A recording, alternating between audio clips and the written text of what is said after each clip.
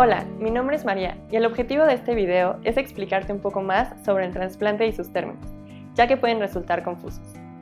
Empecemos por aclarar el nombre correcto de este tratamiento, ya que generalmente utilizamos el término trasplante de médula ósea, cuando en realidad este es solo un tipo de obtención de células.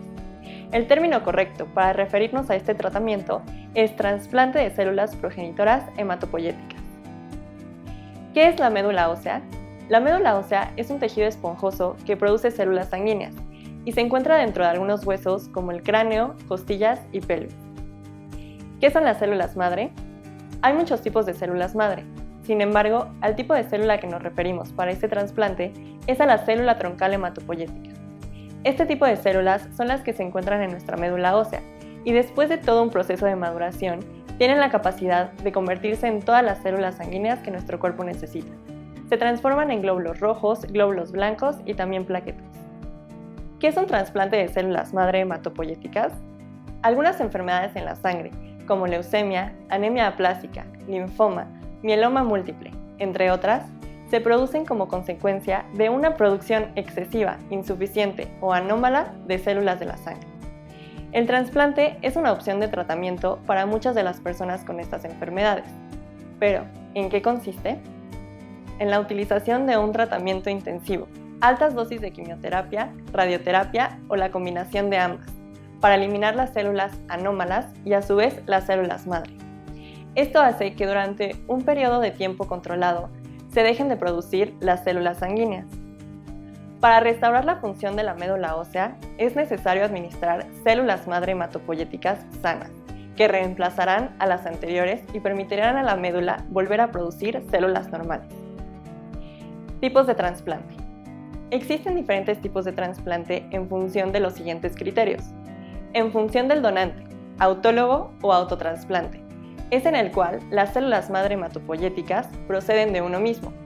Singénico, cuando proceden de un hermano gemelo idéntico. Alogénico, cuando proceden de un donante sano que pueda ser un familiar compatible o de un donante no emparentado de registros de donantes. Haploidéntico. Las células madre provienen de un familiar con el que se comparte solo el 50% de la información genética. Aquí es importante mencionar que la probabilidad de que se encuentre la compatibilidad entre un familiar solo sucede el 30% de las veces. También podemos diferenciar el trasplante en función de la fuente de células. De médula ósea, las células madre se obtienen directo de la médula ósea a través de una punción en la cadera o pelvis.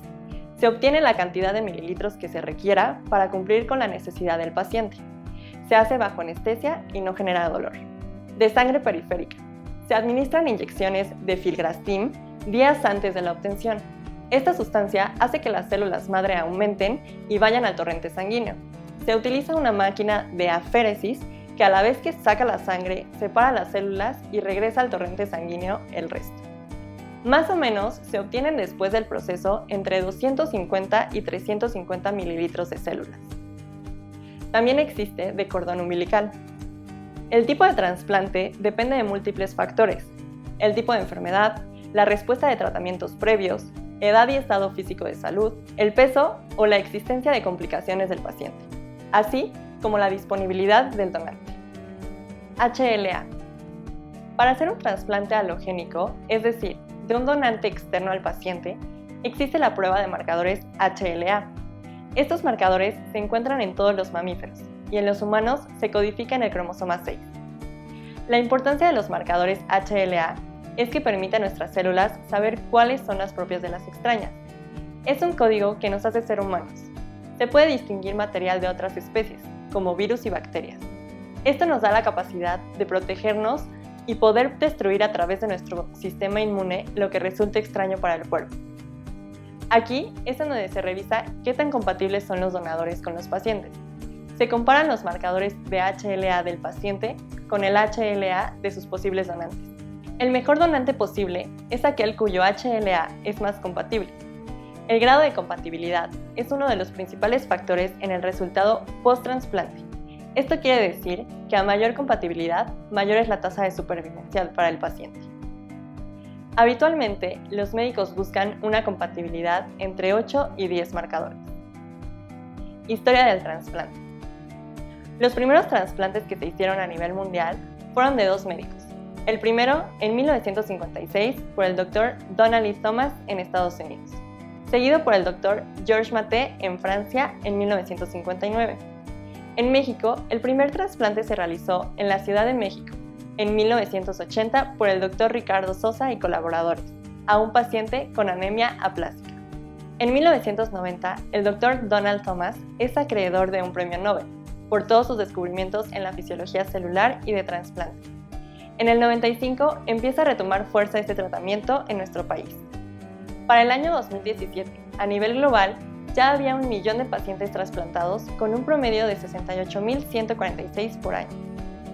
En México tenemos un aproximado de 600 por año, siendo esta cifra muy baja, representando solo el 10% de lo que se requiere.